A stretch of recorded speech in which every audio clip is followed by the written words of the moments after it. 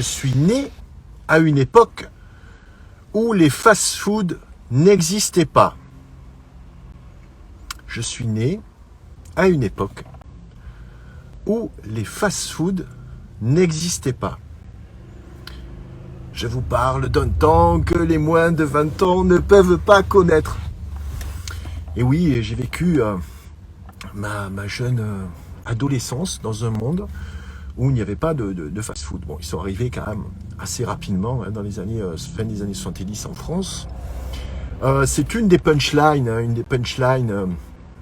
fortes de hit d'ailleurs que je vois circuler de temps en temps sur d'autres comptes. C'est très bien.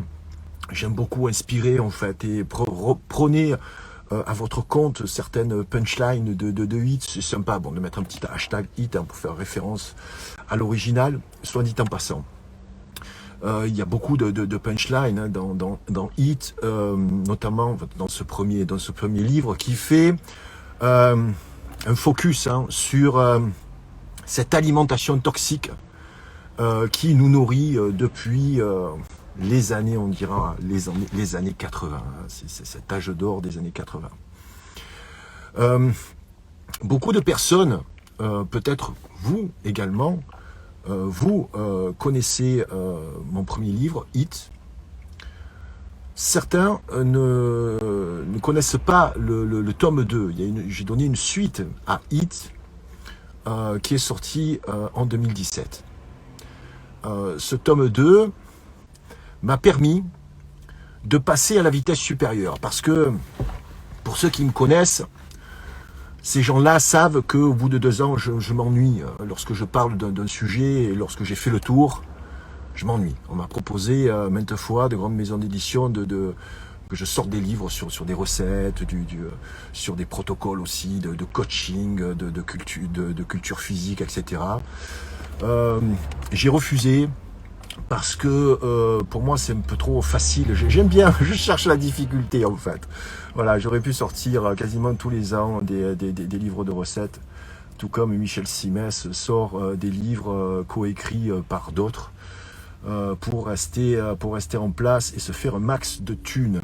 Ce n'est pas mon objectif. J'ai aujourd'hui une autre ambition.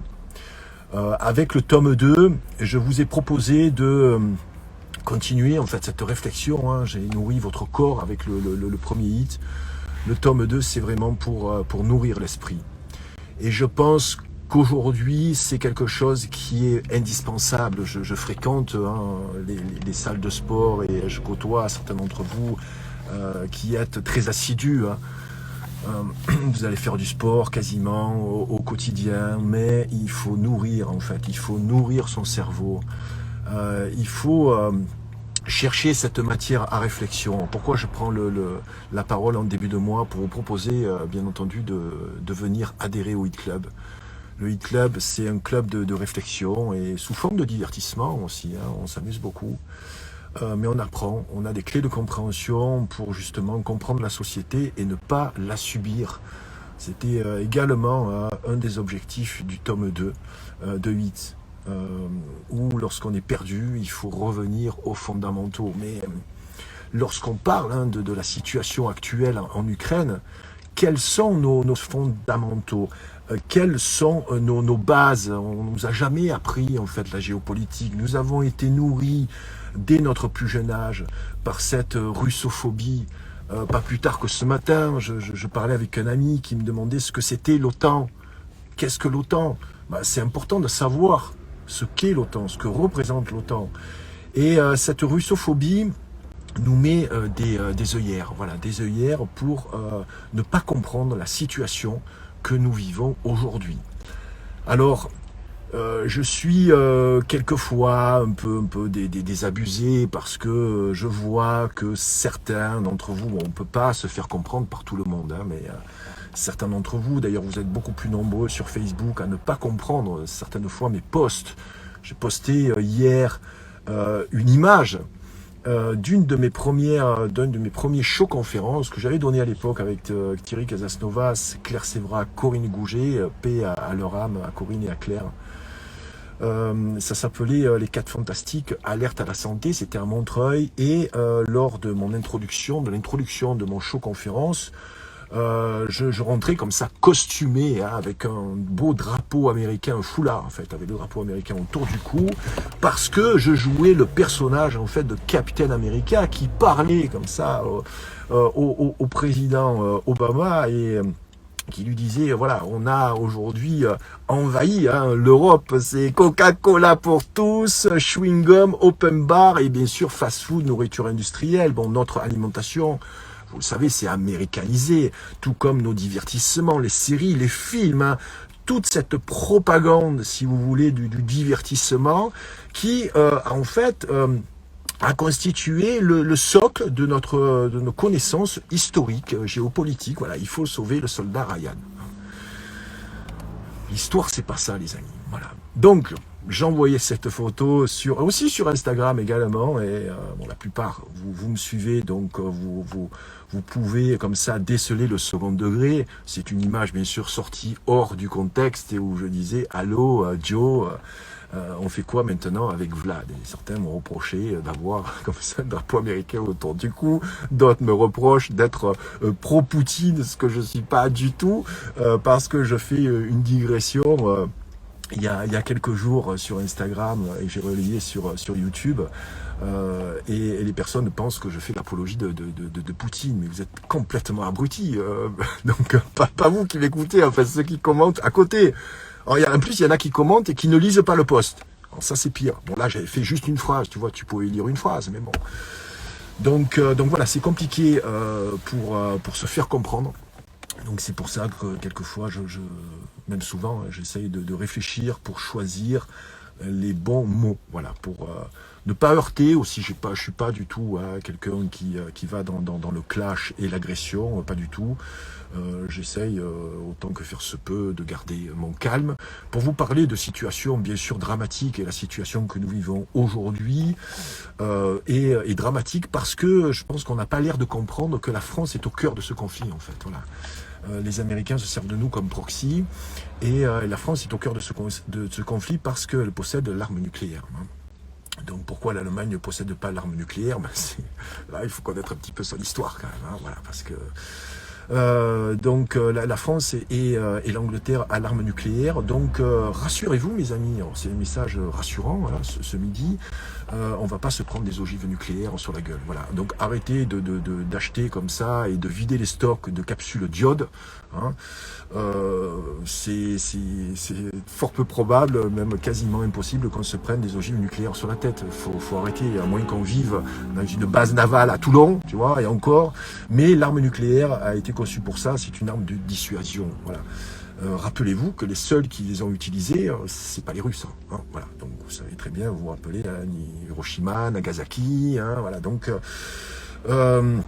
il faut comprendre l'histoire. Et dans le club, tu as des émissions spéciales. Là, vendredi, ce sera sur l'histoire de la guerre froide avec Théo. Ça sera intéressant, voilà, de connaître cette histoire-là pour être rassuré. Voilà. Donc rassurez-vous, on ne va pas se prendre d'ogives nucléaires sur la gueule. Le pays ne sera pas vitrifié par le méchant Poutine. Voilà. Ça c'était le message le plus important parce que je vois, je regarde sur les réseaux sociaux, quelquefois il y a des mamans qui sont un peu, je dirais, déstabilisées, même des parents, hein, pour parler de la guerre à leurs enfants parce que eux-mêmes ne comprennent pas ce qui se passe. Donc c'est un peu compliqué d'expliquer à un enfant si tu comprends pas ce qui se passe. Ou alors tu vas uniquement relayer les messages de cette arme de propagande massive qui est la télévision. Voilà, donc ça aussi, c'est le cœur de mon travail depuis le Hit tome 2. L'analyse de cette propagande médiatique, comment aujourd'hui on fait l'opinion, comment on manipule les foules, c'est passionnant. Je vous assure les amis, c'est passionnant et lorsqu'on comprend en fait tous ces mécanismes, lorsqu'on a ces clés de compréhension et avec le Hit Club, je vous garantis que vous les aurez. Si vous venez vous inscrire là, vous avez accès aussi au replay, donc voilà, vous n'avez pas perdu votre temps et vous pourrez le rattraper rapidement. En regardant ces replays, cette semaine je fais les spéciales donc Ukraine, j'ai fait une émission dimanche, j'ai fait une émission lundi, je referai une émission jeudi et je refais une émission encore dimanche. sur l'Ukraine. Entre-temps, ce soir, par exemple, tu vois, je reçois un auteur qui s'appelle Yann Valéry, qui a écrit un livre qui s'appelle Sécession, très intéressant. Il va nous proposer en fait des pistes et des idées pour non pas vivre en dehors de la société, c'est utopique, tu peux pas vivre en dehors de la société telle qu'elle est, bon, tu es dans la matrice, voilà, mais comment vivre en marge, ou comment passer entre les mailles du filet, que ce soit au niveau personnel, professionnel, au niveau des enfants, au niveau de la géolocalité. Est-ce que c'est prudent aujourd'hui de rester dans les villes? Qu'est-ce que vont devenir des villes dans quelques décennies? Donc tout ça sont des pistes de réflexion extrêmement intéressantes. J'amène dans le e-club des gens de tous bords, de toute opinion. Je n'ai pas matière et objectif de juger donc les propos des autres. C'est une forme d'expression qui est libre, qui n'est pas encore censurée, parce que heureusement je ne diffuse pas en public. Donc tout ça c'est en privé, c'est pour ça que le club est payant, bien entendu, parce que c'est mon travail les amis, je suis un professionnel, je vis de ça, je vis de mes ouvrages, je vis aujourd'hui du contenu que je produis. Donc certes, vous pouvez trouver bien sûr des informations gratuites, et au contraire, allez-y, cherchez, mais bon, vous allez peut-être passer plus de temps, et puis vous n'allez pas forcément avoir une analyse, parce que ce que je vous propose dans ces émissions-là, c'est pas juste de rigoler sur l'info, hein. On pourrait rigoler sur la prise de parole de Le Maire, par exemple, tu vois, hier, qui a promis une guerre, tu vois, économique, oui, on va mettre l'économie russe à terre, hein, c'est une vraie guerre économique, et puis donc il s'est fait recadrer rapidement, et il est venu s'excuser, hein, ce matin, comme un petit chiot, hein, Le Maire. Okay. Je ne vais pas parler des hommes politiques parce que il y a le journal Marianne qui vous prépare de toute façon à la réélection de Macron, hein, puisque regardez la une de Marianne, il y a des photos, ouais, ils ont choisi les photos, hein, on a toujours des photos où on fait une drôle de gueule, tu vois, là ils ont pris la gueule de tous les prétendants à la présidence, Pécresse compris, et ils se sont moqués d'eux en disant c'est pas parce que Macron est super, c'est parce que tous les autres sont nuls. Voilà, donc face à la nullité, tu vas réélire Emmanuel Macron. Il faut savoir qui est Emmanuel Macron. Voilà. Qu'est-ce que représente Emmanuel Macron? C'est un travail que nous faisons également dans le e-club. Nous vous donnons des faits, nous allons remonter un peu dans l'histoire qui l'a placé à ce poste-là. Qu'est-ce que sont les Young Leaders, par exemple? Voilà. Quel est l'intérêt aujourd'hui de la France d'être au milieu de ce conflit? Pourquoi nous sommes dans l'Union européenne? C'est passionnant. Je vous assure que je produis en fait des séries. C'est comme les séries Netflix. Voilà. Il y a une prochaine série que je vais annoncer d'ici la semaine prochaine. Premier numéro au mois de mars, qui sera présenté par Valérie.